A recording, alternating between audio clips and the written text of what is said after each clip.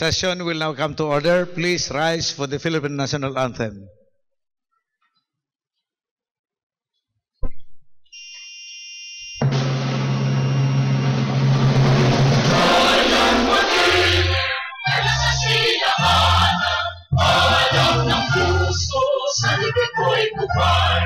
Lupang hinirang buwan ang pag-ibig sa manlulupi, pinakasisingin sa natatang tugtog sa simulat sa langit ang mahal, ay kinakang pula at awit sa paglalagay na mahal. Ang isang ng mata at tuwinag ay nanatiligay, ang ibubin na harap na kailan ang kalimang bibigin. Lumalakaran ang Lord, at sintahan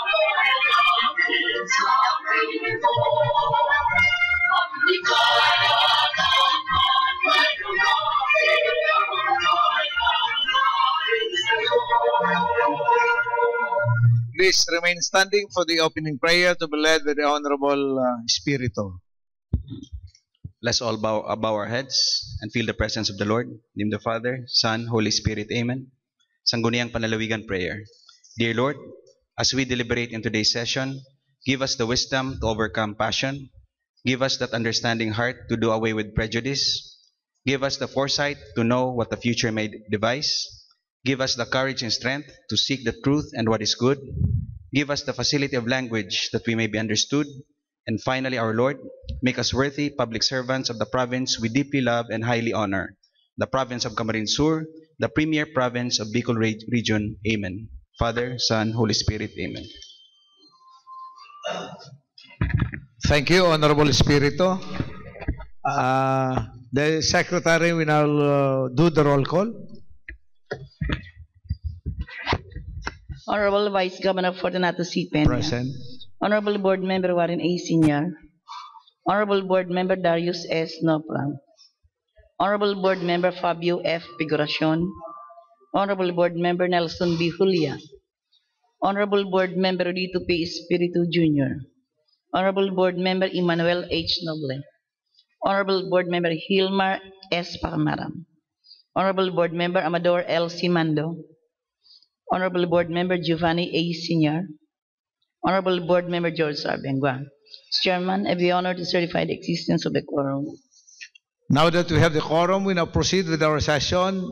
The Honorable Amador Simando is now recognized, our Majority Floor Leader. Thank you, Mr. Chairman. At this juncture, may we move for the approval of the Journal of the approval of the agenda, Mr. Chairman. Is there any inclusions? Yes, the Honorable Warren Senyar. Next is the Honorable Bani Senyar. Thank you, Mr. Chairman. I have one inclusion, Mr. Chairman, under business for the day. This resolution earnestly requesting His Excellency President Benigno Aquino III through the Department of Budget and Management to release the amount of 5 million chargeable against the local government support fund, of which such amount is to be intended as medical assistance to the constituents in the various municipalities of the province of Camarines Sur. The principal sponsor, Mr. Chairman, is the Honorable Vice Governor, Honorable Fortunato Peña, and Warren Senyar as co-sponsor, Mr. Chairman, under business for the day. I move for its inclusion, Mr. Chairman. Anybody seconding the motion? Duly seconded by Honorable Simando and Noble. Honorable Noble, the same is approved. The Honorable Bani Senyar is recognized. Motion for inclusion, Mr. Chairman, under G3, Business for the Day. Resolution is strongly recommending to the Department of Environment and Natural Resources, through its Secretary, Honorable Ramon Jesus P. Paje, the immediate establishment of a protected area to cover the Kalinigan mountain range and watersheds within the Caramoan Peninsula, Camarines Sur, consisting of at least 40,000 hectares. I so move, Mr. Chairman. Anybody seconding the motion? Duly seconded by Honorable Pacamara, Honorable Figuracion, Honorable Simando, Honorable Noble. Anybody opposing it? There is none? The same is approved. Yes, the Honorable Espiritu.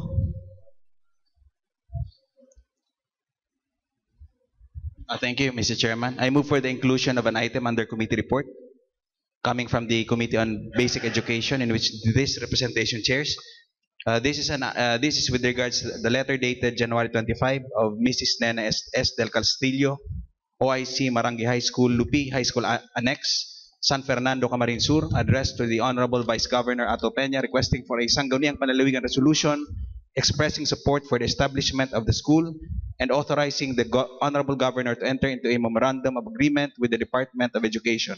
I move for its inclusion under committee report, Mr. Chairman. Any second, duly seconded by Honorable Pacamara, Honorable Figuracion, Honorable Noble. Is there any objection? Hearing none, the same is approved. Any other inclusions from the body? There being no more inclusions, Mr. Chairman, may I move for the approval of the agenda as amended? Anybody seconding the motion? Duly seconded by Honorable Pacamara and Honorable Noble. Any objection? Hearing none, the agenda for today as amended is hereby approved. Appearance of guests. Mr. Chairman, we have guest number 1, Engineer Virgilio C. Castillo, Director, Unified Project Management Office, Department of Public Works and Highways, 2nd Street, Port Area, Manila. So, are you not moving for the suspension of the We move for the suspension of the rules to accommodate our guest. Second, Mr. Chairman. rules suspended? Our guests are requested to occupy the front seats. We have here this morning the representative of Director Virgilio Castillo, Miss Florence Sawali, and Mr. Joselito Reyes, the project engineer. Also, the representative of the regional director, Tagudando. We have Engineer Erwin Makating Rao, Engineer 2, Planning and Design Division of the Regional Office. Yes, the Honorable Nopra is now recognized. Thank you, Mr. Chairman. Inot po, pagtawag ko po, pagbibigay galang ko sa ating mga ginagalangan ng mga bisita, sa mga pag-iriba, sa Sangguniang Panlalawigan, sa mga membros kan media, asin sa gabos po na nagdadalan kunya na aga. Sin siyempre po sa satuyang honorable yung presiding officer, Vice Governor Ato Peña. Yan po sa tubangan taan sa tuyong mga imbitadong bisita, hali pa sa Manila, asin sa region. And Mr. Chairman, may I be allowed, Mr. Chairman, to request our esteemed guests to introduce themselves to the Sangguniang Panlalawigan, to state their corresponding designation in their respective offices, and to give us a brief statement of their work and responsibilities as such. Thank you, Mr. Chairman. Yes, please, you have the floor. Magandang umaga po. A very pleasant good morning to the Honorable Chairman and the august body of Sangguniang Panlalawigan ng Camarines Sur. I would like to introduce myself. I am Engineer Joselito Reyes. I was the former project engineer assigned at the Skybridge project under Director Virgilio C. Castillo. He was not able to come because every Tuesday din po kasi yung back meeting nila, kaya kami po ang pinapunta. Good morning, sir, and the august body of the Sangguniang Panlalawigan of Camarines Sur. I'm Engineer Florence Sawali, the Assistant Head of the core staff of Project Director Virgilio C. Castillo of the Unified Project Management Office in Manila. Hello, good morning, Your Honors. I am Engineer Erwin Makating Rao, Engineer 2 of the Planning and Design Division under Flood Control Section. And I am representing our Director, Reynaldo G. Tagudanda. Thank you po sa ating mga ginagalangan ng bisita. Thank you, Mr. Chairman. Muli gusto ko yung pasalamatan po sa pagpupunta niyo po rito sa amin sa Sangguniang Panlalawigan. At dakulang honra po na sindayaan mo niyan. Ang katuyuan po sa kuyang pag-imbitar. Ang akin pong sadya ay para po maintindihan talaga, maging malinaw sa lahat, sa aming mga kababayan, sa bayan ng Libmanan, sa bayan ng Magaraw at bayan ng Kanaman, kung ano na po ang status ng Skyway Bridge numbers 1 and 2. Mga katanungan po na katulad nito. Ano na po ang nangyari o ang estado ng proyekto? Itutuloy pa po ba ang nasambitan na proyekto o ito po ay kanselado na? Kung sakali po mayroon kayong nalalaman, ano po ba ang nangyari doon sa nakalaan na pondo? Ano po, nagkulang yon? At kung sakali po, yung pondo po bang yun ay nandyan pa? O kung wala na, siguro po kung may nalalaman kayo, mabigyan nyo kami ng ideya kung saan na napunta. Napakalaga po ng proyektong ito, ang Skybridge numbers 1 and 2 and construction and improvement abroad along Libmanan, Kanaaman, Magaraw, Tunaga. Kasi po ito halos ang inaasahan po namin, lalo na nung panahon na ito pinangako nung administrasyon ni President Gloria Macapagal Arroyo, na ito sana magpapalakas ng ekonomiya ng mga bayan ng Libmanan, bayan ng Magaraw, at bayan ng Kanaman. Tatapwa po, ay ang nangyari po, sa 6 na taon na aming paghihintay, wala na po kaming nabalitaan pa. So, ang kaisipan po ng Sangguniang Panlalawigan at ng gobyerno probinsyal sa pamamaraan po ng legislative inquiry na ito, kung kami po ay naghahanap din ng paraan paano makatulong at matuloy ang proyektong yan para po sa minamahal kong bayan ng Libmanan. Opo. So, Mr. Chairman, may sulat po dito na pirmado ni Project Director Virilio C. Castillo.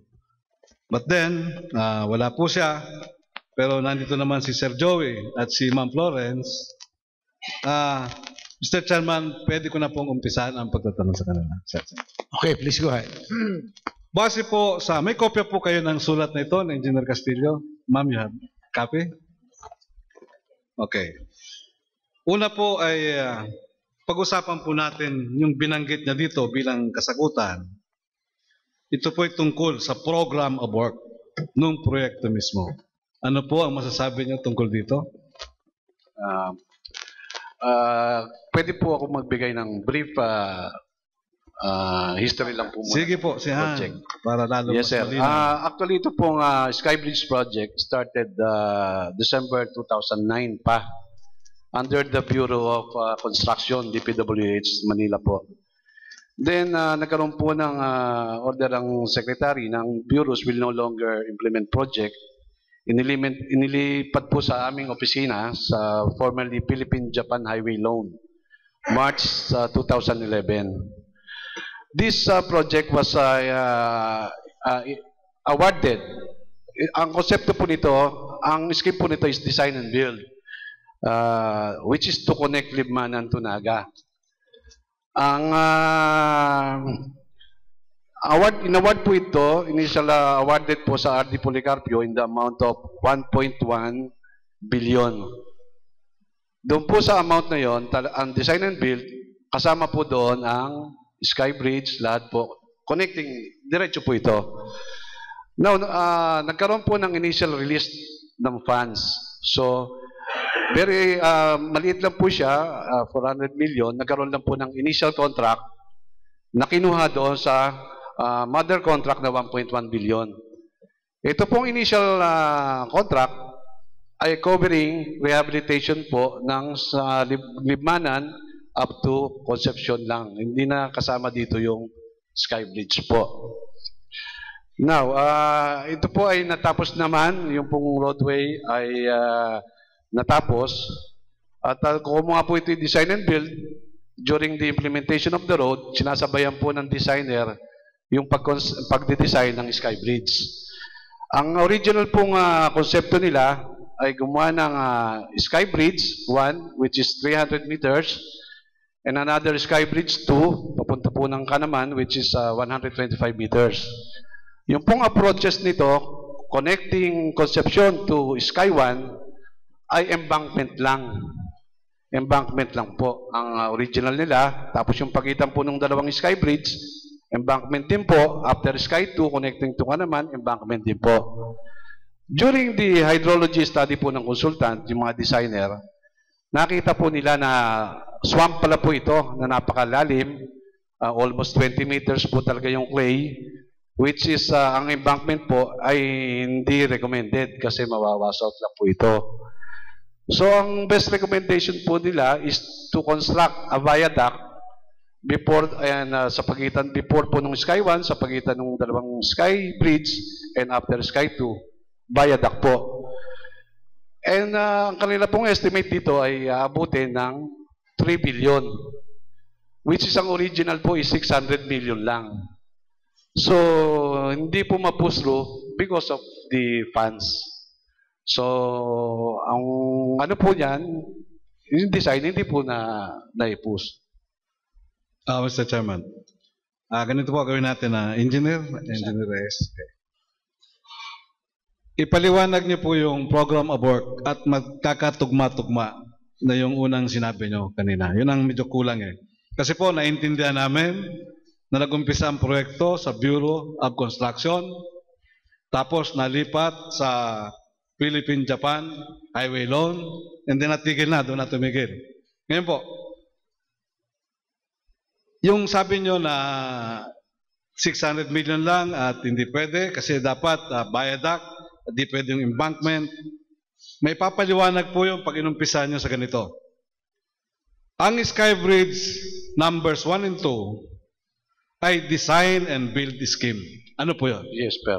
Yeah. Ito po ay wala po talagang detailed design na susundin ng contractor. Pag po inaward sa kanila, sila po ay may designer. I-design po nila ito at base sa kanilang design, yun po ang gagawin nila. Ano po ang nangyari sa proyektong ito? Kasi po doon sa presyo na 1.2 billion, originally po malinaw doon. Ang ipinabid ng DPWH, that includes the road improvements, ano po, and the bridge. Yes, sir. Now, ang nangyari, ibinid, inaward, and then later on, because design and build scheme ito, napatunayan na yung design ay hindi pwede.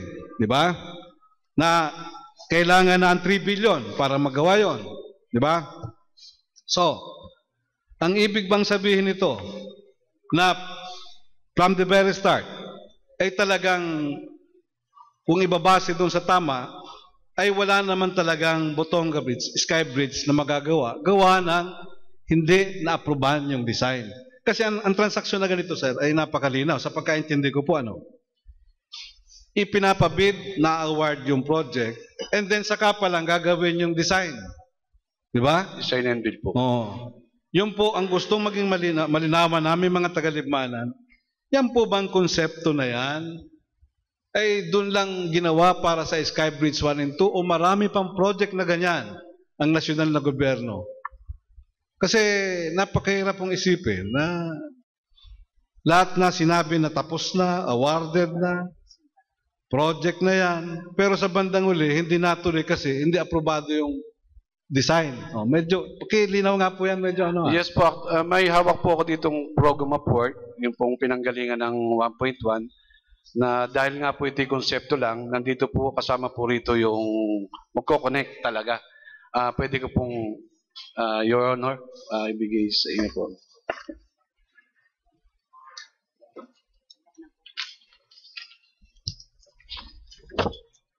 Tapos po, para ay tuloy-tuloy niya na. Yung design ng Skybridge project po, paki-discuss nga po. Yes. Marami po ang nakikinig sa atin ngayon. Pwede po, Tagalog lang, dun sa bayan namin. Opo. Although, ako po ay involved sa implementation only and the designer is from the Bureau of Design Manila.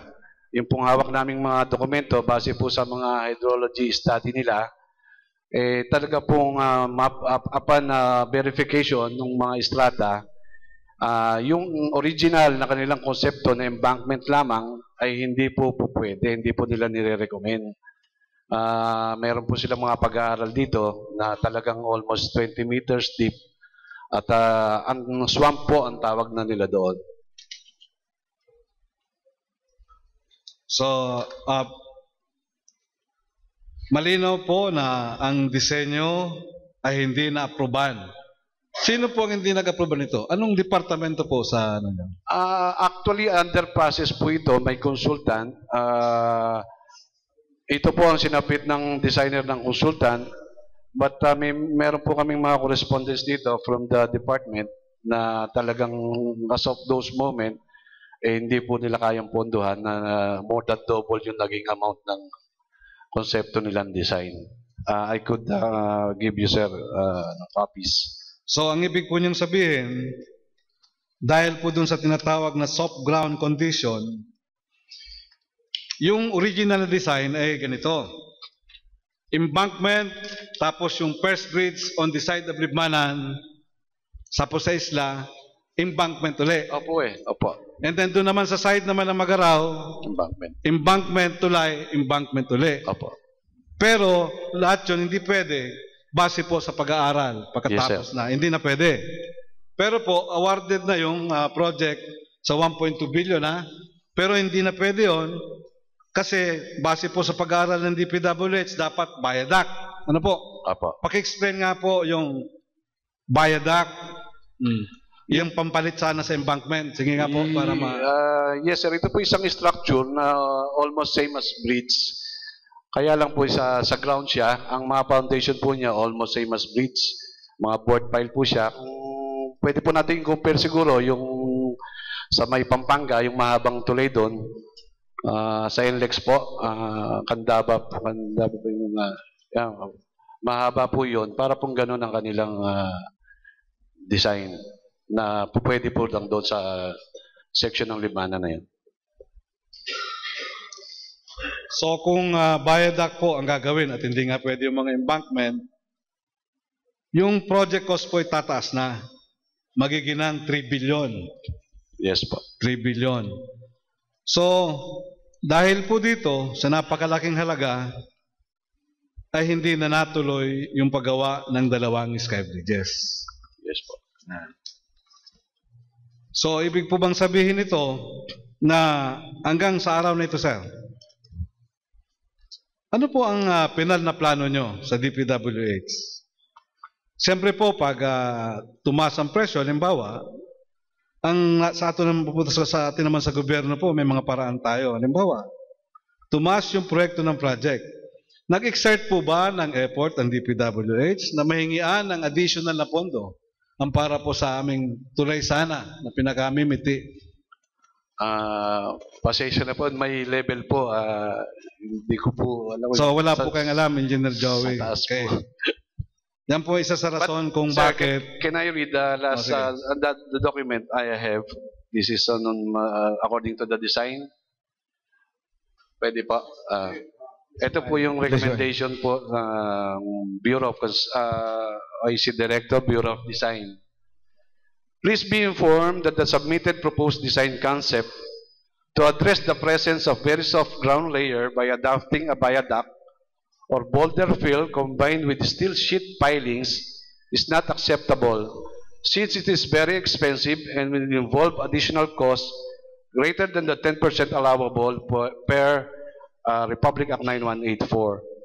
Hence, it is suggested that further studies be made by the contractor and to submit other schemes considering the available new technologies such as soil stabilization by geotextiles, soil cement, grout, etc. to reduce the construction costs.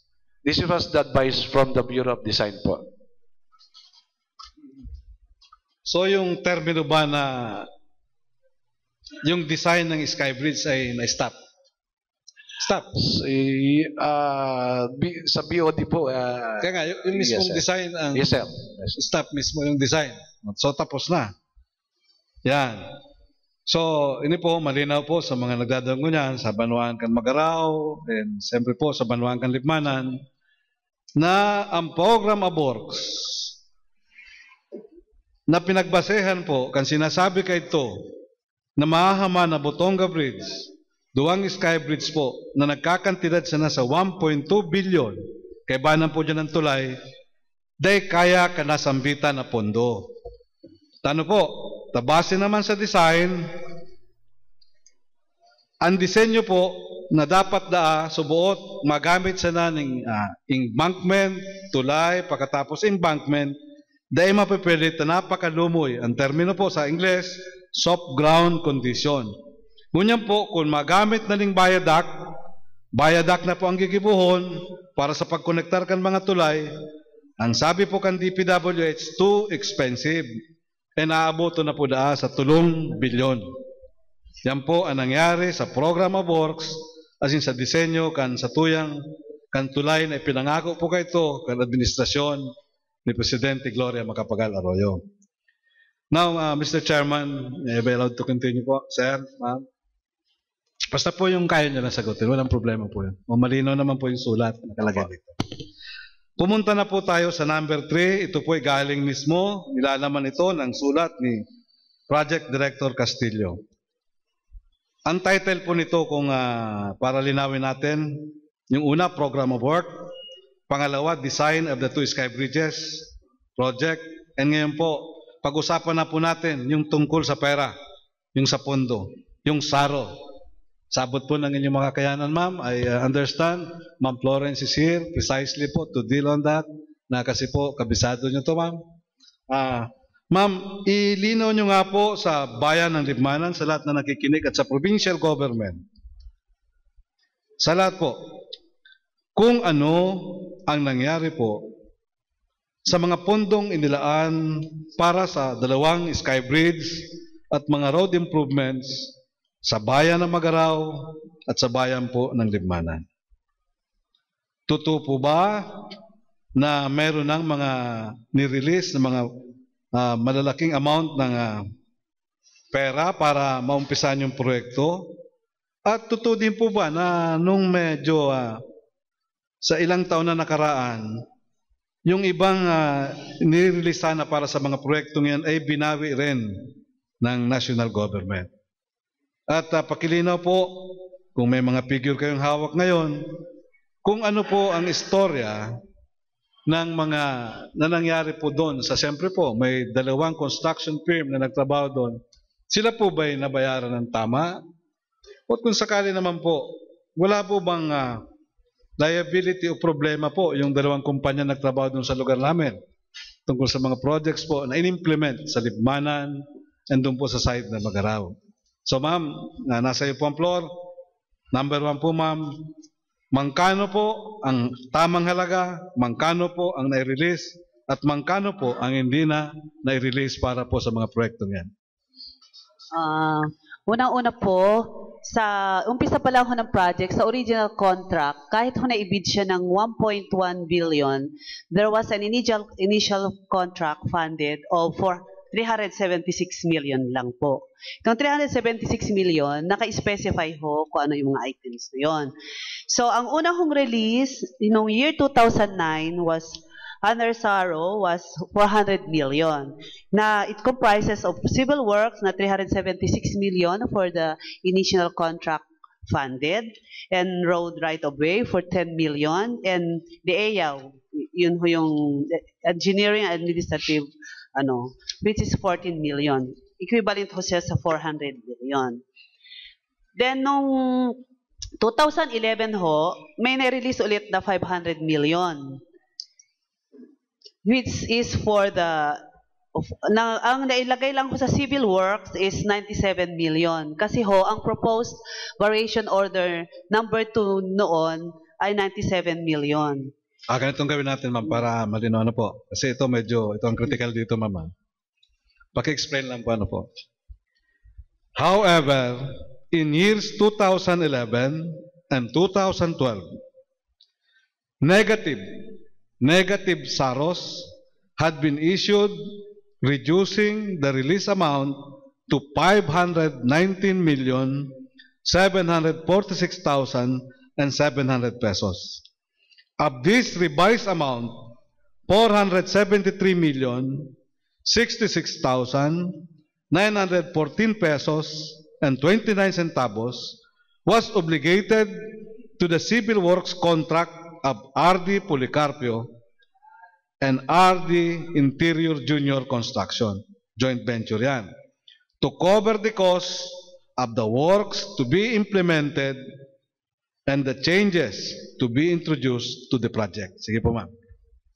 Yun nga ho ang sinabi ko, sir. We have 3 releases. First, at the start of the project, 400 million. That was year 2009. Then 2011, 500 million. And 2012, 300 million, which is equivalent to 1.2 billion. Doon ho sa initial release, nagamit ho lahat yun. For the civil works na 376 million, road right-of-way na 10 million, tsaka iyaw na 14 million, which is equivalent sa 400 million. Then, dito ho sa 500 million na na-release noong 2011, nagkaroon ho tayo ng withdrawal or negative SARO, dated July 9, 2012, na 387 million. So, ang net allotment lang ho ay 113 million. Yung 113 million comprises ho, papunta ho sa project na 97,066,914.29 para ho doon sa changes na may involve ho sa variation order. May dadagdag na trabaho sana. Then, meron pa rin ho tayong AYAW na 15 million. So, may balance ho tayong 933 na hindi ho nagamit. And for the last release, for the 300 million, nagkaroon ulit ho tayo ng negative SARO or withdrawal ng dated November 26, 2012, na 293,253,300.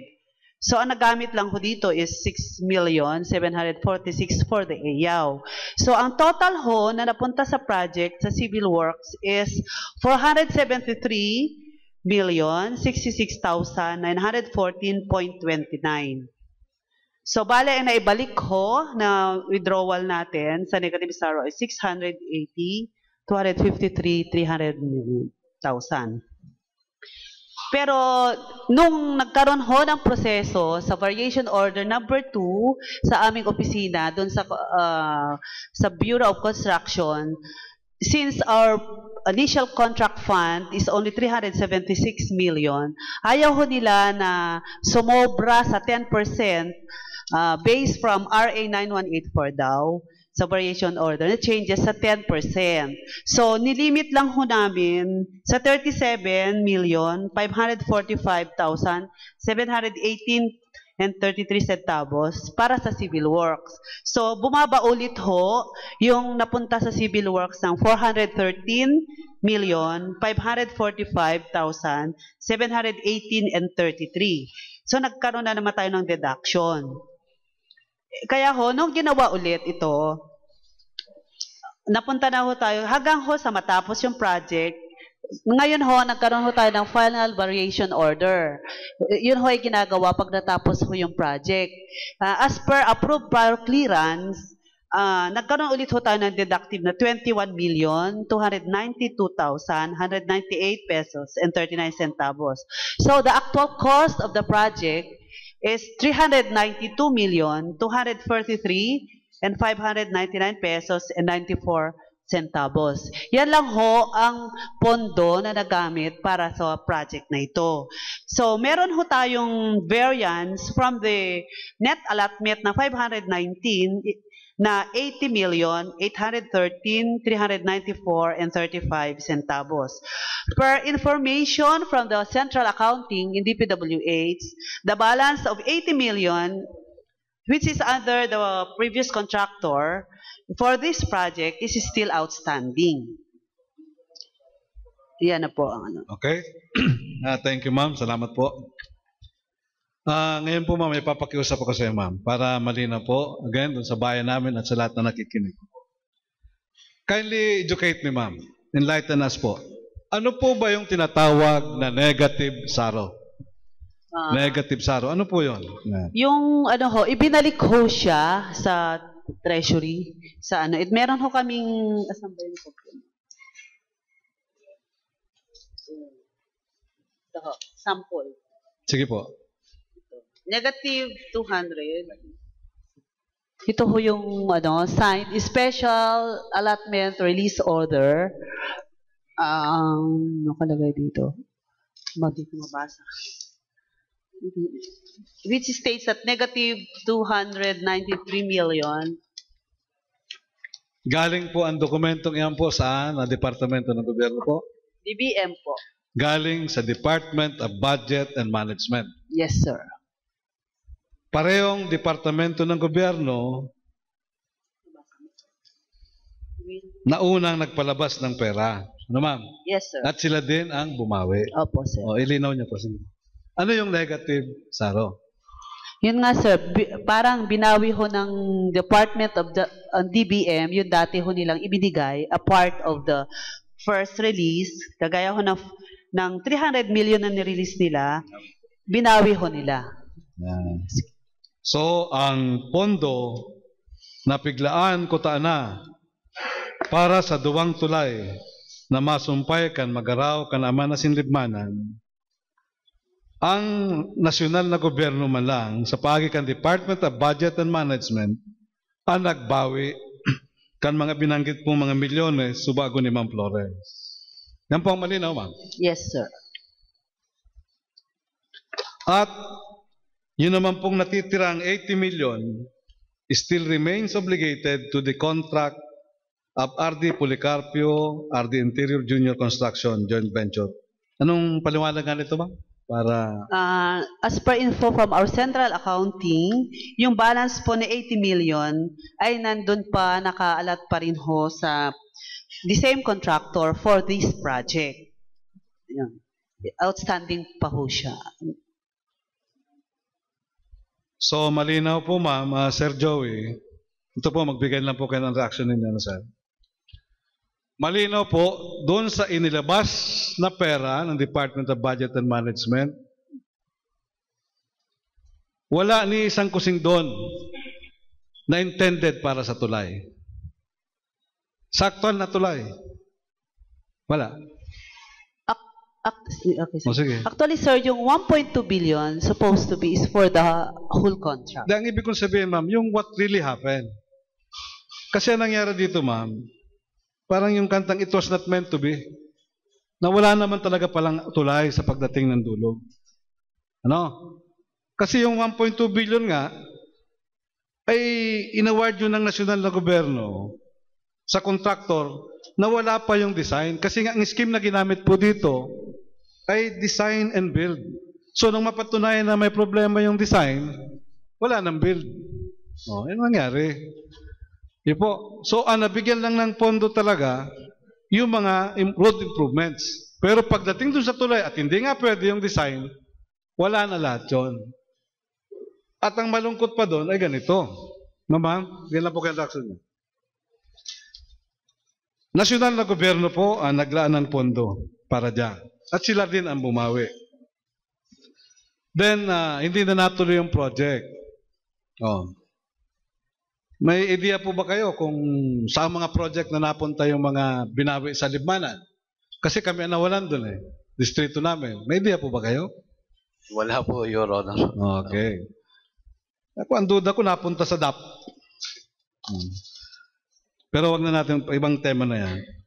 Ganito na po. Ang provincial government ay desidido po talaga na matuloy ang tulay na yan, Ma'am Florence, Sir Joey.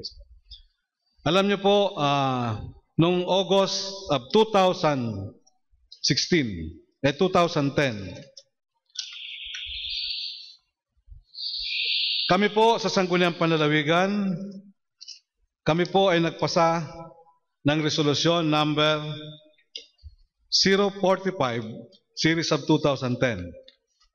Ito po ay pinaboran ng lahat na board members.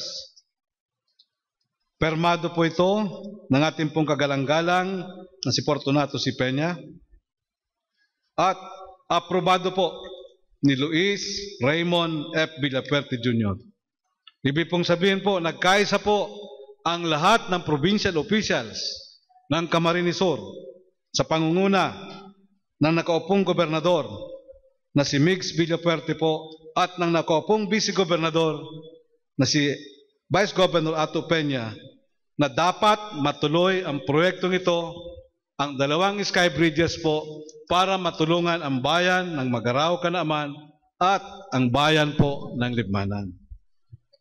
Sa paraan pong ito, naisip namin noon na baka madala sa pakiusap ang kauupong presidente na walang iba kundi si President Benigno Simeon Noynoy C. Aquino III. Ganito po ang aming resolusyon. At sana po ay makaabot ito sa lahat po na kung ano naman yung effort na in-exert ng Sangguniang at Provincial Government para matuloy ang proyekto. Resolution requesting His Excellency President Benigno Simeon Noynoy C. Aquino III for the inclusion of the Sky Bridges 1 and 2 projects and their components as among the top priority projects of his administration, of the administration of Noynoy Aquino, and to provide sufficient funds thereto. Yan po yung kahilingan ng provincial government ng Camarines Sur. Dangan lang po at base na po sa napagtanto natin ngayon, mukhang hindi po napagbigyan kami.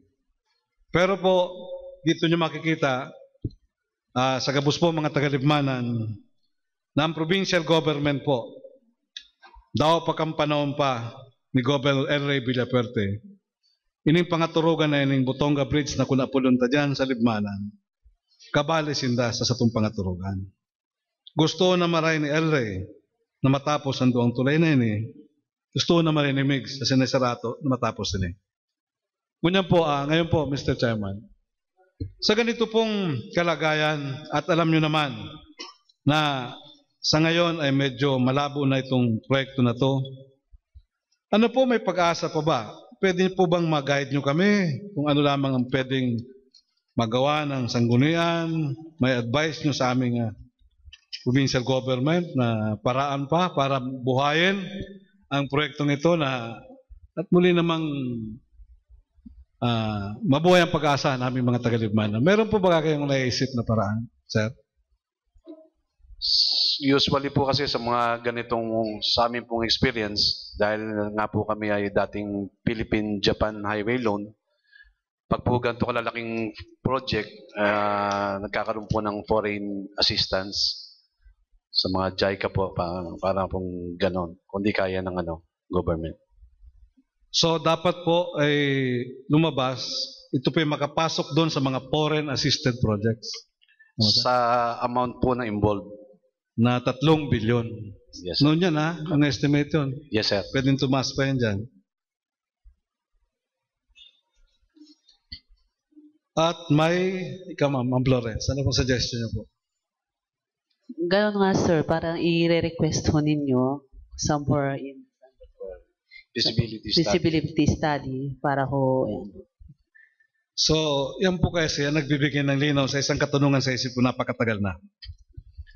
Hindi po natuloy yung project kasi kulang sa pondo. Base na po doon sa dapat na design. Naisip ko po, wala bang man lang na kumilos yung DPWH opisyal na ihingi ng karagdagan na pondo? Wala po kayo nabalitaan doon? Na may nangyaring gano'n? Sa amin pong level, wala. Hindi ko po masagot yun. Okay. Kasi usually, lagi po kami sa field. Wala po kayong alam na kumilos pa para magawa ng paraan. So, ang pagtubod ko po kay ni Mr. Chairman, my dear colleagues, ang pagtubod ko po, kaya po ang kanimaurag na congressman. Kaya po ang itong tao po, na malalakaw niyan na makauli po ang masunod ang masunod po na nasyonal na gobyerno, presidenteng matukaw, na balikan man ang pangaturugan kan mga tagalibmana. Kami po dahil panawawarang pag-asa, Mr. Chairman. And medyo makamurumundo lang po, na dahil talaga nadagos ang proyekto nila eh. Pero po ngunya na aga, naging malinaw po sa kabos, na kung dahil man nadagos ang pagaman, kanduang sky bridges sa Libmanan, yun dahil po sa rason, na nagpon kang proyektong nasyonal na gobyerno, nasyonal na gobyerno po, yung man sana po nagbawi. Kanibang pundo na piglaan ko ta na sa nasambitan na proyekto. Despite kang grabing effort kan mga tao, kan mga lokal na opisyales, kasali ang provincial government na nakiulay po nga kita na sana idagos ang nasambit na proyekto. May saro pa po nga ng resolusyon ang Sangguniang Panlalawigan. Ini pong resolusyon po ini, ang nag-sponsor kayo po, si Board Member Warren Senyar. Tignan niyo pa po ang ginawa namin noon po para makatulong po. Kasi naalala ko noon, inihingi nung congressman na nakaupo at yung mga kasama niyo po sa taas, sa DPWH, gawan daw namin ng paraan. Ano pong ginawa ng Sangguniang Panlalawigan po? Taon 2010, Resolution number 044. Resolution endorsing to Honorable Rogelio L. Singson, Secretary of the Department of Public Works and Highways, the conversion to national roads of the herein enumerated road networks within the province of Camarines Sur to pave the way for the construction of the Sky Bridges 1 and 2 projects. Yan po ang ginawa ng Sangguniang Panlalawigan. Ano po ang mga ano yan? Ito po binanggit na ha. Babanggitin ko po.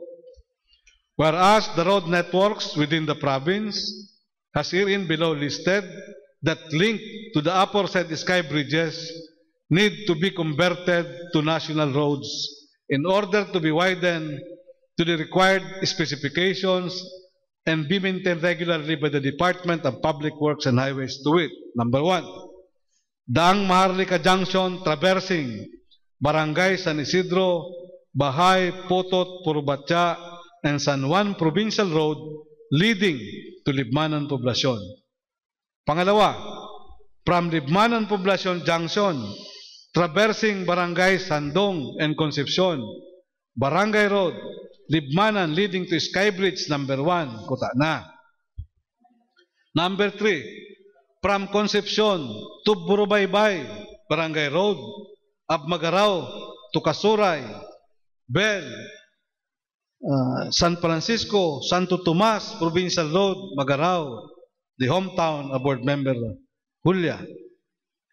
And number 4, from Junction, Kanaaman, traversing to Santo Tomas, and Pondado Barangay Road, of Kanaaman to San Roque, and Talidtid Provincial Road, of Kanaaman. Ito po yung mga roads na nagpasa po kaming resolusyon na kung kailangan talaga gawing national road para po suporta pa, bilang suporta pa na mahaman itong Skybridge 1 and 2. Ginibo po yan kang Sangguniang Panlalawigan.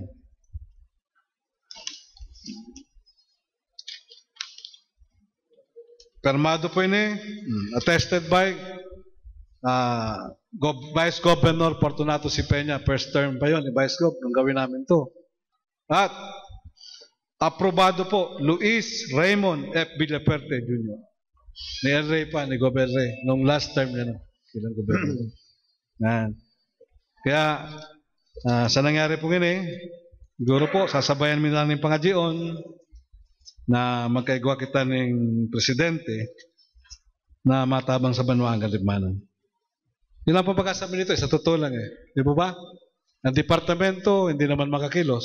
At meron pa kayong ibang mga priority projects at wala naman nag-isip para madagdagan yung para sa Libmanan, kaya hindi na natuloy. Iingi po namin sa susunod naming congressman na makakalapit sa susunod na presidente na matulungan ang bayan ng Libmanan. Kasi po ang bayan po namin ay sleeping giant. Na kung ang tulay pong ito ay marirealize po ang dalawang tulay na ito, magigising po ang higante ng Camarines Sur.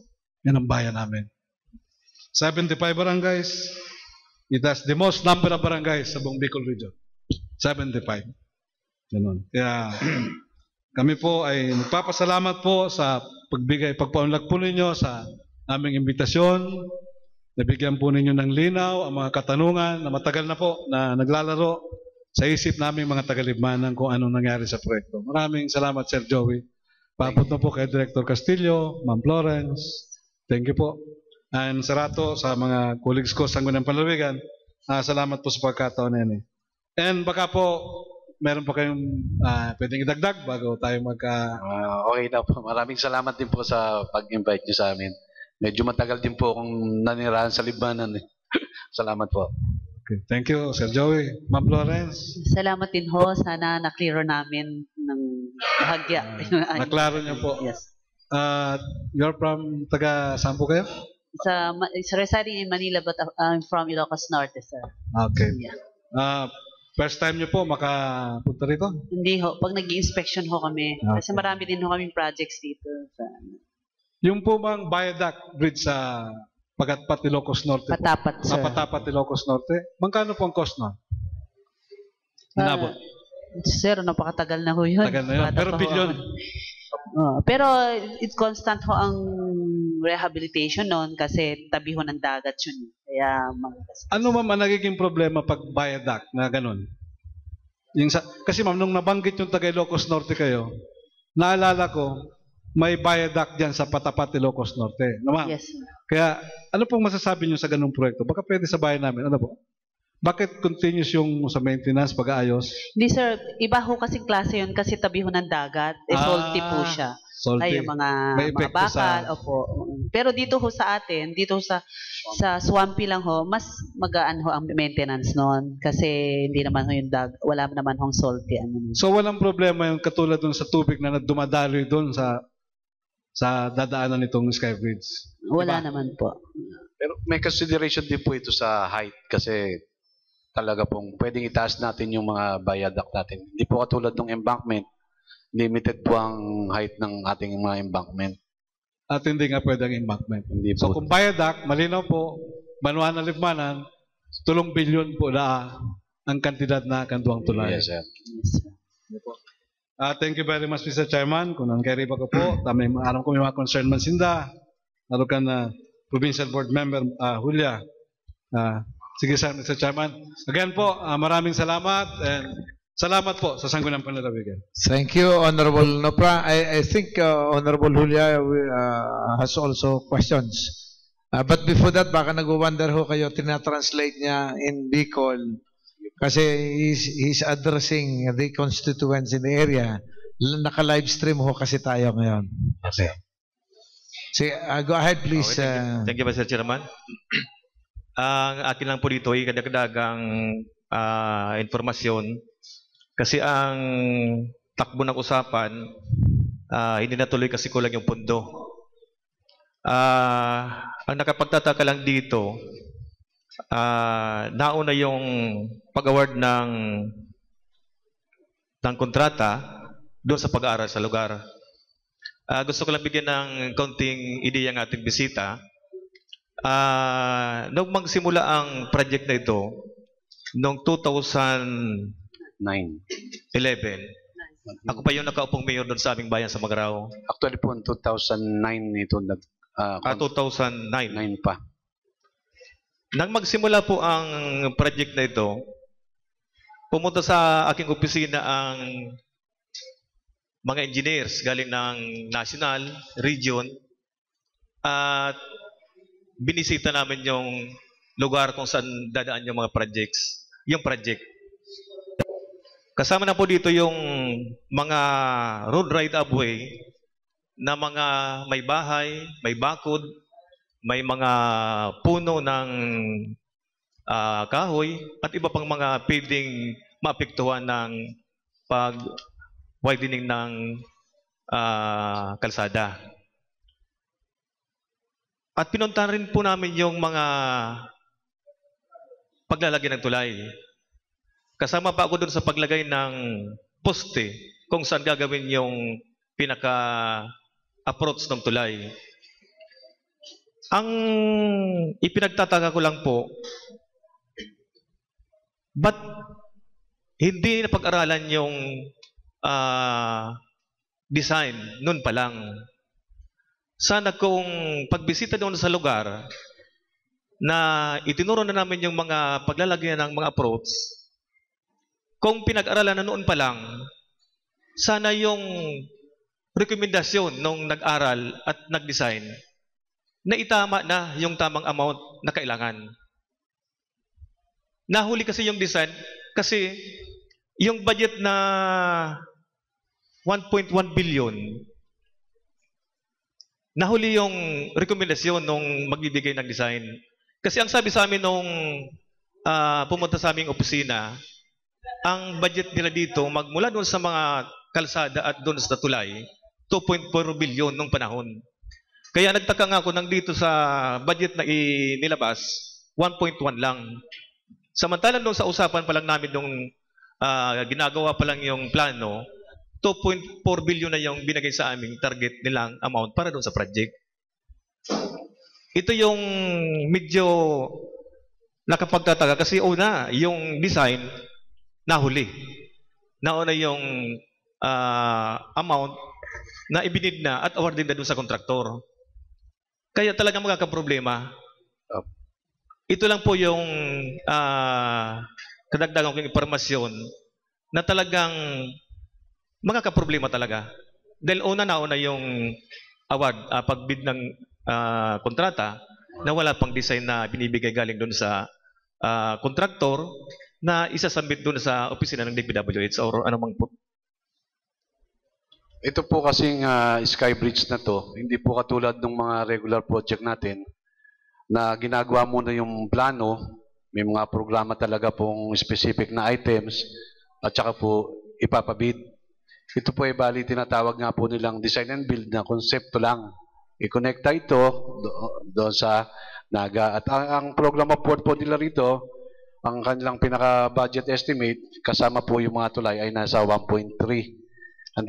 Ito po yung kanilang programa. Kung mga po design and build, sasabayan ng ang kontraktor ng mag-hire ng designer, sasabayan nila ng pagde-design. Unfortunately po, during the design stage, na-encounter po itong mga ganitong problema. Sa buong Pilipinas po, ilang ganito na nangyari sa opisina nyo? Karaniwan naman pong may mga practice naman po talagang design and build contract. Meron po talagang mga ganoon. Di ibig sabihin, hindi lang to ang unang problema na... Yes, sir. Meron po talagang mga design and build na may mga nauna na. ina-award. Pero ba't hindi nyo pa inaayos yung prosedimento ng takbo? Na alam mo naman natin na meron na kayong experience na nagkakaroon po tayo ng problema sa bandang huli. Ba't hindi pa natin baguhin yung sistema? Yes, sir. Thank you, Mr. Chairman. Okay. So, nakakapagtaka talaga.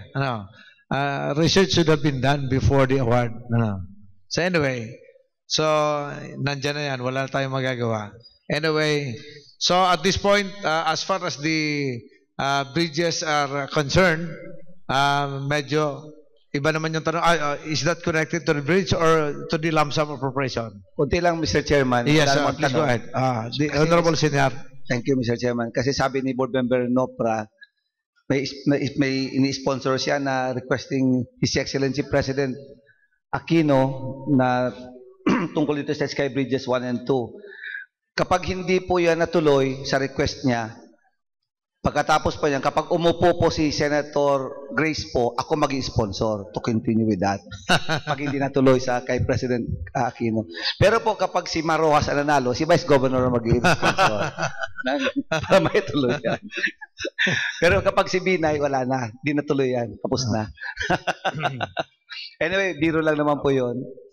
Siguro so hiwalayin. Ako lang naman yung concern ko po, Mr. Chairman, dito sa representative ng director. Gusto ko lang po malaman yung, kasi yung sa pag-invite namin sa mga engineering districts, lumabas yung lump sum fund na 100 million sa 5th Legislative District, dun sa area namin, first. At walang specific na lugar. Kasi yung presentation ng 3rd Legislative District, merong 180 million na lump sum din, pero present sa amin, may breakdown yung 180 million. So, May 100 million ata, ewan ko sa Naga City, anywhere sa 180. Maliban doon, meron pang 500 million sa sa 3rd Legislative District kay Congressman Malena Robredo, pero region mag-ikukan ata. May mga specific projects na lugar. Kaya lang nagkukulang kami yung 1st Legislative District, yung lump sum na 100 million at wala namang ibang legislative districts pa doon sa 1st District. Yung place lang naman, saan ba yung, sabi kasi, yung presentation, hindi hinihiwa-hiwalay yung 100 million, isang project lang yon. So kaya po daw region or national government ang magbukan nun ng 100 million, yung flood control. Ano po yung talagang specific na lugar sa 1st Legislative District? Kami po nag-i-inquire kasi ayaw po namin kasi yung mga duplication. Nangyayari, kasi kami negosyoso, wala naman kami intention kung ano. Kasi kagaya ng last year, nag-appropriate kami sa province, kagaya nung nangyayari, meron naman palang DPWH nakalagay parang completion ng covered court, nakalagay sa GAA last year. Kagaya ng GRS, kagaya ng Barangay F. Simeon, nakalagay naman completion. Ay nakalagay kami dito ng budget namin. So anong nangyari? Nagunahan kami sa implementation doon sa area namin. So ang ginawa, may gumawa ng ang agency, realignment ng ginagawa. So, waste of time, hindi ka agad naka-implement. So, ito lang, gusto ko lang na malaman kung saan yung lugar yung 100 million sa 1st Legislative District. Hello? Okay po. Actually po, yung lump sum amount ng 100 million, meron pong department memorandum po si Secretary na nag-instruct po sa district engineer to itemize and submit to the planning service po sa Manila yung proposal. Ngayon po, nag-coordinate kami sa district engineering, yung 5th Legislative District Engineering. May initial silang binigay sa amin, 5 projects. Pero sabi nila, we need to validate daw kung alin dito or we need to finalize kung yung 5 projects is okay yun or pwedeng i-lessen. Depende po sa weight ng scope of work na gagawin po doon sa mga sites. Yung mga sites po, yung naibinigay nila, yung construction of flood control structures, Poblacion, Ilawod, Ragay, Kamsur. Magkano? Worth 20 million. Lahat po to 20 million. Construction of flood control structures, Malubago, Sipokot, Kamsur. Then construction of flood control structures, Kumadog, Kadog, del Gallego. Then construction of flood control structures, South Centro, Sipokot, Kamsur naman, dalawa ng Sipokot. Then construction of flood control structures, Del Rosario, Lupi, in Kamsur din. Lahat po yan 20 million. Ano yung parang scope of work? Ano ba yung flood control structure? Along the river ba yun? Parang, parang revetment po, siguro. Parang revetment. Yun ang proposal nila. Opo. The way na pag-coordinate namin, sabi, i-validate daw namin kung alin yung mga possible na malalaking scope of work, doon daw kami mag-finalize. Dito po sa listing nila. So, sinasubmit sa Manila, so hinati-hati. Sabi kasi kasi meron kaming record when we invited them, sabi nila, hindi daw hiwa-hiwalay, kagaya ng presentation mo ngayon na tigda 20 million. Kasi kung 20 million, sakop nila sa engineering district. Opo. Diba? Opo. Pero actually nga, dito sa sulat ni Secretary, parang i-clear po pa namin kung saan talaga mapupunta yung project. Kung sa amin ba talaga or sa district po.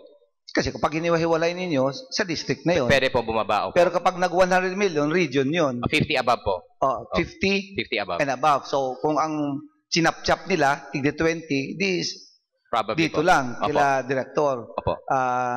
Or pwede din po parang district engineer. Opo. Parang ano yan, clustered project to, isahan din na kontrata, 100 million pa rin. Kapag cluster, 100 million pa rin, saan bang bidding niyan? Sa region po. Pero probably po parang hindi ito makakluster kasi may mga malalayong lugar din, may ata na dapat kung 20, isi-separate po siguro sila.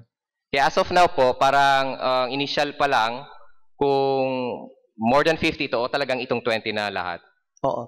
Anong status po nyo? Yung letter pa lang na nga, as of today, ano pong status na yan ngayon? So, as of today po, I will coordinate. Actually po, parang pinapavalidate po ng district sa amin kung ano ang gagawin namin dito. Kung tataas to or as is na po to. So, lahat pala sa preparation pala naman pala, identification. So, di ba may March 25?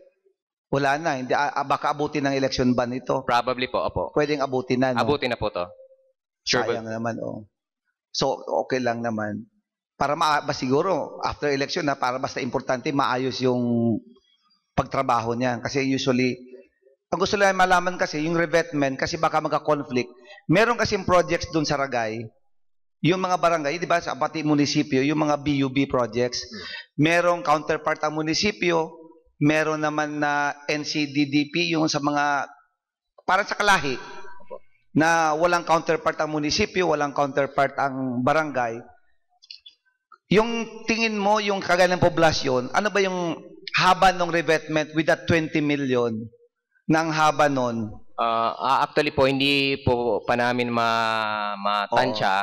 Kung depende po sa height kasi. May mga, kasi po parang covered din po kami ng Department Order, which is Department Order 23, na ang mga proposed projects namin ay nasa major river or principal rivers, yung projects na protecting national roads and bridges, yun po titingnan namin. Pero yung mga maliliit pong river, probably po dito sa 5, kung in case meron doon po magpo-fall, parang malilist priority. Itong 5 po, ipa-prioritize pa namin po to. Kasi baka magka-conflict. Siguraduhin niyo yung plan niyo, program of works, medyo maganda. Kasi meron kami ngayon, in-award na, yung mga taong ba, yung mga para sa kalahi, NCDDP, walang counterpart ang kwan. Kasi ina-award yung, di ba, may community, para may treasurer sila, parang kalahi. In-award na, halaga lang na 3 million, yung ginagawa ng DPWH doon na 100 meters, gagawin lang nila 100 meters, 200 meters kahaba, ganun ang kalalim, 3 million lang. Yung mga appropriations, yung mga bidded, DPWH, inaabot 20 million. So, be sure sa region, baka pagtawanan kayo dahil baka pagtabihin, baka doon sila, halos mahaba yung gagawin ng NCDDP. In-award na ngayon, in fact, nagkuhan kami, groundbreaking 2 weeks ago, doon sa poblasyon, yung area yon, continuation ng mga revetment doon, ng mga kuan doon. Mahaba siya, 200 meters, ang halaga 3 million lang. At gusto namin paabot din sa inyo, kay Director, maraming projects doon, ang ginagawa sa amin, ng DPWH, kaya kung minsan pinagtatawanan kayo, gusto ko lang parating sa inyo, yung mga NCDDP, 2 meters ang haba, ang 6 meters ang thickness. Sa inyo, sa projects inyo, 4 meters, inaabot 200 meters lang. Ang halagang 4 million.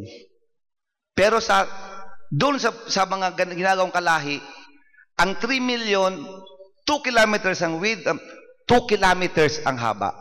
Sabihin mo na lang, gawin mo lang, alisin mo na, yung 2 meters ang tinatawag kasi na pathway, 2 meters eh. 2 kilometers ginawa, halagang 3 million lang. Sabihin mo na, doblehin mo. Naging 4 meters na, 1 kilometer pa rin. Ang layo doon sa ginagawa ng DPWS na 200 meters lang. Yun ang sana ay parating mo kay Director na gano'n ang nangyayari ngayon kasi ang taong bayan nagkakaroon ng comparison. Kasi siguro dahil walang contractor's profit, parang by administration, in-award at maantaas ang bayad ng mga laborers kasi takbuhan talaga doon. Pero bakit nila nagagawa ganon? Na yung halagang 3 million, 2 kilometers, gawin mo na, sabi mo 1 kilometer, compared doon sa 200 meters lang. So itong revetment, sana parating mo rin, pagandahin naman ang program of work na mapunta doon sa project yung talagang pera. Opo. Sir, kasi depende, sa sinabi mo nga sir, maraming factors ngayon. Yung sa profit nga, tapos hindi sila kuwan sa mga equipment, at saka yung scope of work po. Siguro po ang scope of work po ng DPWH, minsan karamihan yan ang resting on sheet piles, Tapos yung structural concrete, yung karamihan ng ginagawa pa ng kuan, yung sinasabi mo pong kuan, medyo riprap lang, yun. Ay, hindi. Diba? Makikita rin nyo yung ginagawa ng NCDDP. The same quantity. Mabibigla ka. Ako nga, nag-groundbreaking kami ganun. Kung anong lalim ng existing doon, kasi may mga projects doon, may mga existing na at continuation sa inyo, siguro yun ang 20 million, makikita mo. Ganon ang lalim, ganon, taong bayan na nagtatrabaho. Supervised, ang Kalahi kasi, meron din silang mga engineers kagaya ninyo.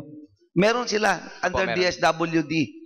Nakakausap ko sila, maganda yung mga concepts nila, may mga engineers sila rin sa pag-implement noon at nag-hire doon. In fact, nag-bid na sila nung sa materials ang kwan doon. At yun na nangyari. Then yung labor, kunukuha nila diretso. May mga gusot-gusot lang ng konti, pero i-implement na yon. Siguro magiging katabi nung kung sakali yung sa inyo na in-identify. Ganon siguro. Sa Rakay kasi halos karamihan doon, yung Kalahi na mga program namin. So yun na pala, that will be final, yung listing na yon. Hindi pa po. Ito. So malalaman pa rin namin. Can you inform us through yun na lang, through a letter na siguro kung ano naman ang final kwa naman doon. Para kami naman, hindi na kami yung duplication kasi may mga roads kagaya nito. I want to tell you, makarating kay director din. Naglagay ka mga funding din, mga concreting of roads. Ngayon, si Mayor Ricky Aquino, ang daming mga BUB projects namin na ang roads doon, magkakaroon tayo ng overlapping. Parang, kasi may mga BUB doon projects, meron kami 20 million ngayon, pero ang daming mga roads talagang gagawin namin. Baka yung nilagay nila ng public works, siguro through a congressman, hindi alam na may programa may mga BUB, NCDDP na mahahabang mga kalsada. So, magkakaroon ng overlapping. May fund kayo, meron na palang gagawa na ganito mga roads. So, kailangan talaga to na magkausap kasi baka mangyari, mag-uunahan sa pag-implement. Paano mo may implement yung sa Kalahi na may mga counterpart yung munisipyo, hindi mo na yung marirealign. Kasi parang through consultation yun eh. Hindi mo basta-basta. Kayo siguro, marirealign ninyo kung saan may process ang DPWH. Kayo yun ang mga yung iniiwasan namin na gano'n. May mga construction of roads. In fact, si Mayor Ricky Aquino will sit down with Public Works. In fact, in-inform niya na yung engineering ko ninyo na mag-implement yung hanggang saan sila, yung sa roads. And then baka magkadoble-doble kasi to inform ginagawa. So, ginagawa ngayon noon. Kasi marami yung mga, sabi ko nga, mga BUB projects din ang nangyayari sa roads. So, ito rin, please inform us kung ano nang nakalagay ninyo. Dahil para rin kami sa province, hindi na kami mag-allocate din dyan. Kasi may daming request din sa amin, mga flood control projects. So kami rin, pwede namin ibigay na sa iba na mga projects kung talagang specific na kung anong lugar.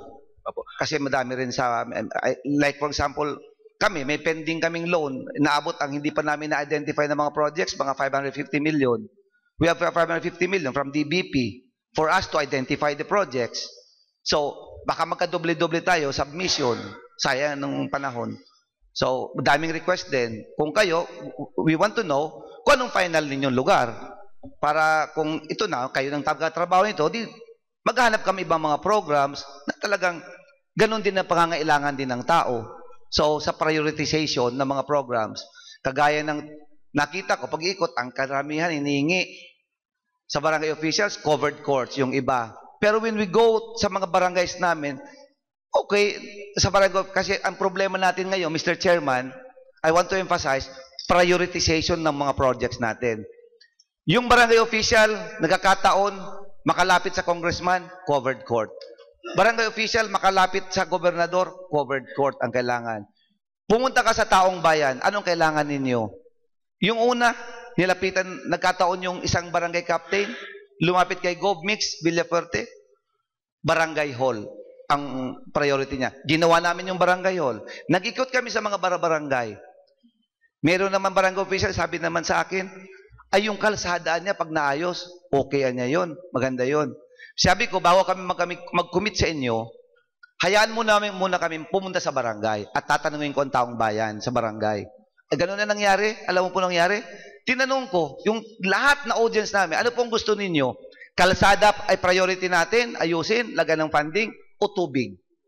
Lahat sumigaw tubig. Sa tubig ang lahat ang sigaw. So, dinisregard namin yung kalsada, tubig ang binibigyan naming atensyon sa mga ibang mga barangays. Yung clamor ng tao. So, in other words, prioritization ng mga kwan. Kagaya nung sinasabi responsibility ng provincial government, poblasyon to Apad Road. Meron kaming 4 million allocation sana as, Mr. Chairman, di ba? Yung 2013 Seal of Good Housekeeping Premio. Kaya lang maputi ng mata namin, hindi dumarating yung 4 million para sa reblocking ng provincial road.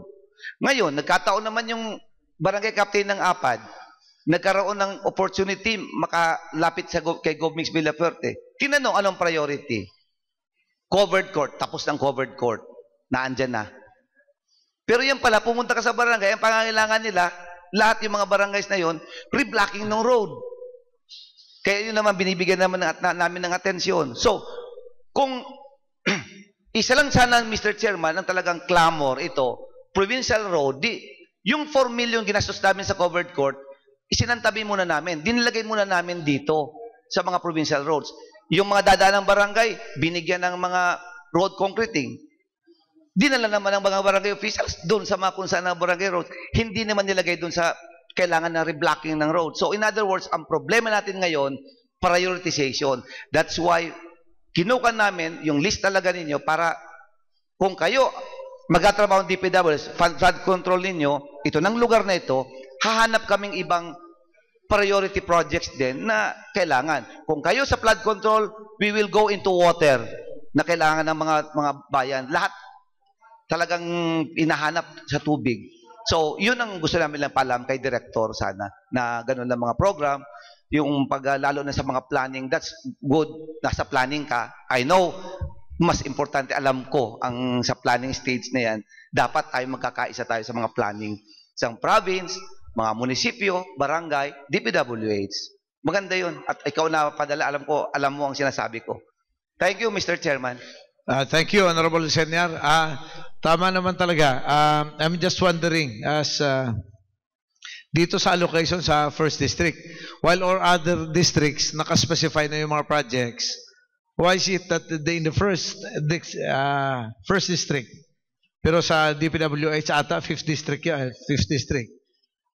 Pero yung legislative district, mayroon kayong lump sum appropriation. Ang akala ko hindi na pinapayagan yun ng Kongreso. So para kasali na sa line item budgeting, wala nang lump sum. So bakit mayroon pa doon sa first district? Yun lang naman ang pinagtataka namin. So it's a good thing na kinaklarify nyo. Tama yung sinasabi ni Honorable Senior, ni Warren, na talagang dapat siguro mag-uusap tayo.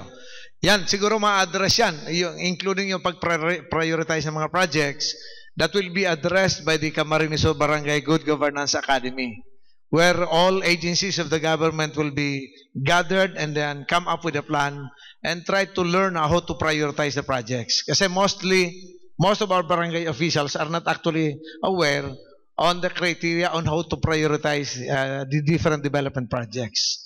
So, dapat uunahin natin yung mga sa tao mismo, yung kailangan ng tao. Anyway, so that will be partially addressed when we implement the Barangay Good Governance Academy, which we have already approved and the governor has already approved it, where trainings will be conducted by the academy, now funded by the provincial government, para isahan, tuturuan lahat ng mga barangay officials on how to identify priority projects and programs in the barangay level. That will include the PWH because you will have representative sitting down in the board of trustees of the academy. So lahat ng mga programs will have to be included. So in that way, hindi na nagbabanggaan yung mga projects ng national government and the local government units because there is already a plan. There will already be a plan kasi the plan is from the day the barangay captain is elected until he assumes office after 30 days. They have to go to school. No, mag-i-schooling sila funded by the provincial government. Tuturuan sila kung anong gagawin nila. So, yung concern ni Honorable Senior will be partially addressed by the Camarines Sur Barangay Good Governance Academy that we have created already. And we have coordinated already. We have tie-ups with the different colleges and universities in Camarines Sur to help us implement the program. So thank you. At this point, no more questions. At this point, the chair would like to thank our guests for honoring our invitation. Na maraming salamat to sa pag-honor nyo ng invitation. I think at least things have been clarified. So lahat at least alam na namin. We know what to do next. Sabi nga ni Board Member Warren Senior, alam na namin kung anong gagawin namin sa susunod na presidente ng ating bansa. So anyway, thank you very much. Good morning. 1 minute recess. Thank you.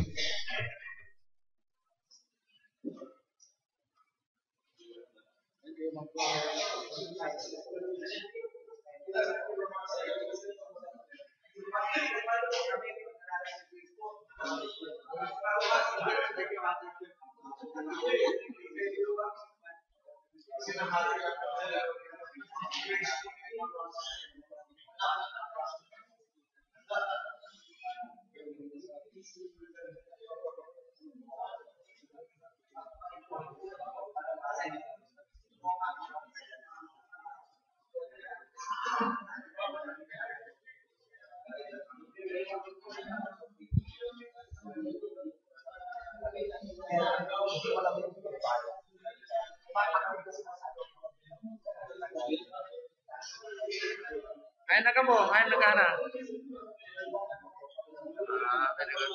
Sige, ito nagsisisyon kami.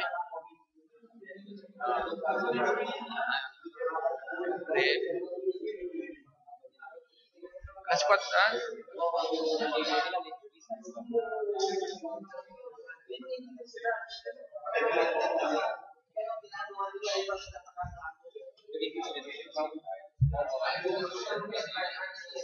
Mayo na nagsiseminar na. May seminar po sa Manila. Nasa Manila po Sindang may mga seminar.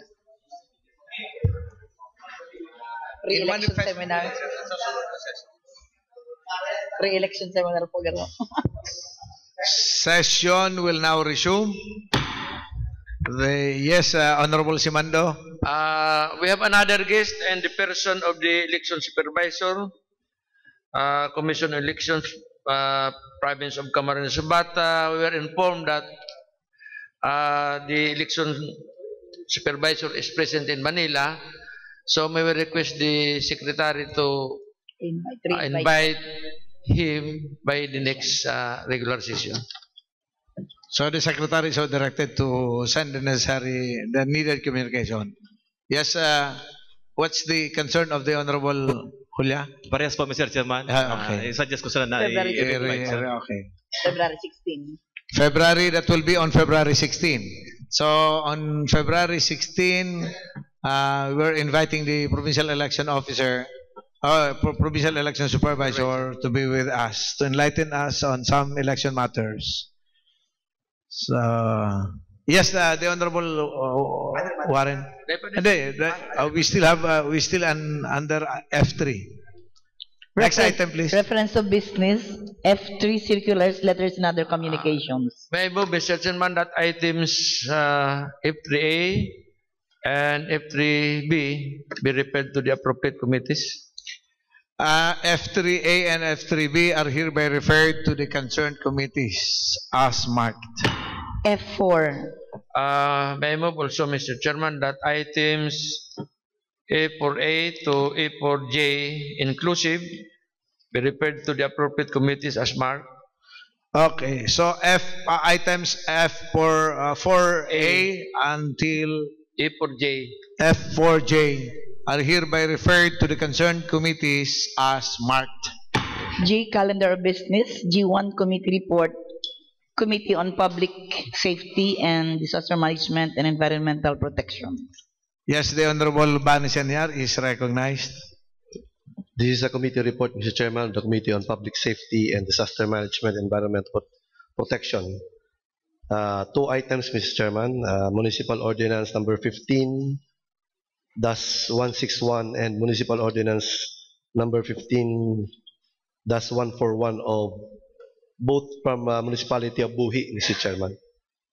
The recommendation is to declare it valid and recommend for its approval, Mr. Chairman. So on 2 items, Mr. Chairman, I move for the approval of the municipal ordinance on review, Mr. Chairman. I so move, Mr. Chairman. Anybody seconding the motion? Duly seconded by Honorable Pacamara. Any objection? Hearing none, the same committee report is hereby approved and adopted. Next item. Committee report of Honorable Espiritu. The Honorable Rodito Espiritu is now recognized. Thank you, Mr. Chairman. This is a committee report coming from the Committee on Basic Education, in which I chair.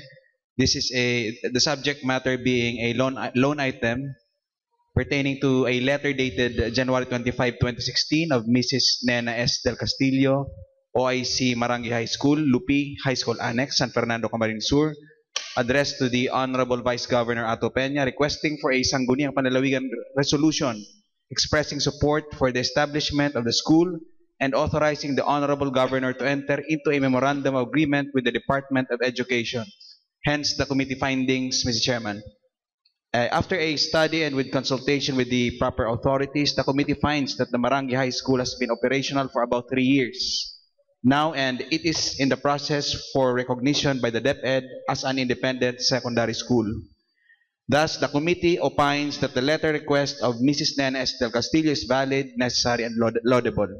Hence, the committee recommends to the Sangguniang Panlalawigan to adopt 2 resolutions as per request. Number 1 being a resolution expressing support for the establishment of Marangay High School at Barangay Marangay, San Fernando, Camarines Sur. And number 2, a resolution authorizing the Honorable Governor Mix Luis R. Villafuerte to sign and enter into and in behalf of the province of Camarines Sur, a memorandum of agreement with the Department of Education relative to the opening of Marangay High School as an independent secondary school of San Fernando, DepEd Division of Camarines Sur. Hence, the committee recommendation, Mr. Chairman, which is to grant the request of Mrs. Nena S. Del Castillo, OIC Marangay High School, Lupi High School Annex, and to adopt the aforementioned 2 resolutions which I just mentioned a while ago. I move for this committee report, approval of this committee report, Mr. Chairman. The chair would like to be clarified on the second resolution. Is that authorizing the governor to enter into contract with the DepEd on what? The 2 resolutions which the committee recommends for approval through this August body. The second, Mr. Chairman, is a resolution authorizing the Honorable Mix Luis R. Villafuerte to sign and enter into in behalf of the province of Camarines Sur a memorandum agreement with the Department of Education relative to the opening of Marangay High School as an independent secondary school of San Fernando, DepEd Division of Camarines Sur. I think we have to correct that because the memorandum of agreement actually refers to it's either the use of RAC or donation. It's not a memorandum of agreement because I think the school has been operating for the last 3 years. Yes, Mr. But Chairman. it is now gaining. It would like now to have a separate entity. Yes. So it will not be treated as a national high school. But I think the problem in that school is that they don't own the property. So I think the lot being used is still owned by the provincial government. Yes, Mr. Chairman, because but the please excuse me, Mr. Chairman, I have to get the Yes, so that will not be.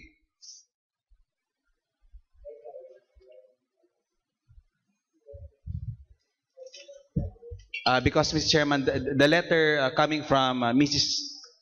Nena S. Del Castillo, the OIC of Marangay High School, pertains to 2 particular resolutions with regards to their granting of the DepEd of their independent entity, being resolution number 1, expressing support for the establishment of the school, and resolution number 2, which is a requirement for them being granted that entity, is a resolution authorizing the Honorable Governor to enter into a memorandum of agreement with the Department of Education represented by Dr.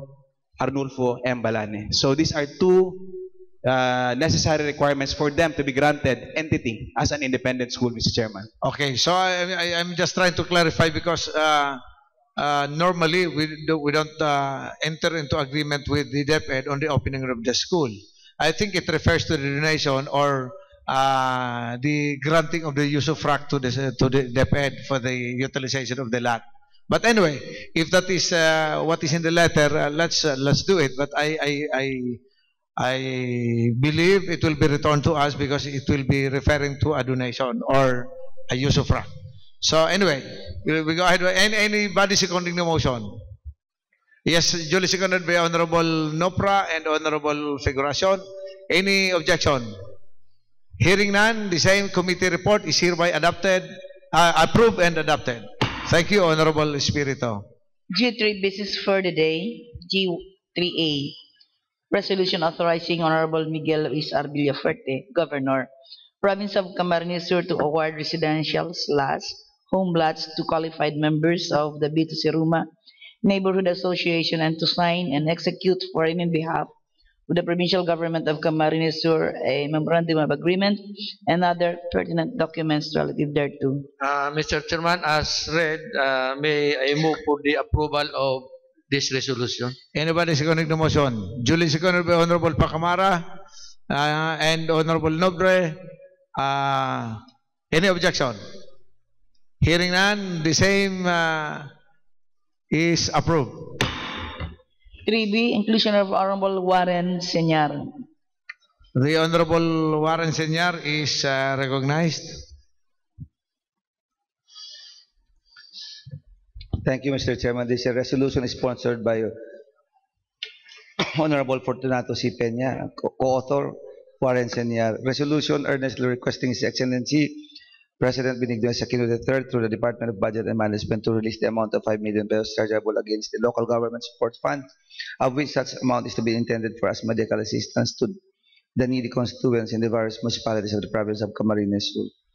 I move for its approval, Mr. Chairman. Duly seconded by Honorable Nopra and Honorable Simando, Honorable Figuracion. Any objection? Hearing none, the same resolution is approved. Inclusion of Honorable Giovanni Senyar. The Honorable Bani Senyar is now recognized. Mr. Chairman, I move for the approval of a resolution strongly recommending to the Department of Environment and Natural Resources through its Secretary, Honorable Ramon Jesus P. Paje, the immediate establishment of a protected area to cover the Kalinigan Mountain Range and watersheds within the Caramoan Peninsula, Camarines Sur, consisting of at least 40,000 hectares. I so move, Mr. Chairman. Anybody seconding the motion? Duly seconded by Honorable Noble. Any objection? Hearing none, the same resolution is approved. Other matters. Other matters? Yes, the Honorable Warren Senyar is recognized. Comelec lang po. Thank you, Mr. Chairman. May Comelec na. Is it possible, Mr. Chairman, pwedeng ma-accommodate pang saro lang? I would like to invite, Mr. Chairman, representative from the National Irrigation Administration. This with regards duman sa tong feasibility study na ma-construct duman sa Paculago River ning Garo Dam, mini dam. Kung ano status na katong feasibility study. Ay ni kay ma-provide, Mr. Chairman, in irrigation, malagdam, irrigation sa mga sa rice field kang Epsimion, Lower Santa Cruz, siguro hundreds of hectares makikinabang ka ni Mr. Chairman na pwedeng ma-irrigate para sa kuyan sa ng rice field, Mr. Chairman. So kung status lang katong feasibility study, tagaro may allocation sin tagaro 50 or 60 million. Para diyan kung tapos na, status lang, Mr. Chairman. Okay, that's a good thing. So the Secretary is so directed to send the necessary communication to the Regional Director of the National Irrigation Administration pertaining to the project discussed by the Honorable Warren Senyar. So any other matters? If there is none, now we proceed to the next item. Adjournment. There being no other matters to be taken up, Mr. Chairman, may I move for the adjournment? Duly seconded by the Honorable Noble. Session is adjourned. Good morning. Thank you very much. God bless you all.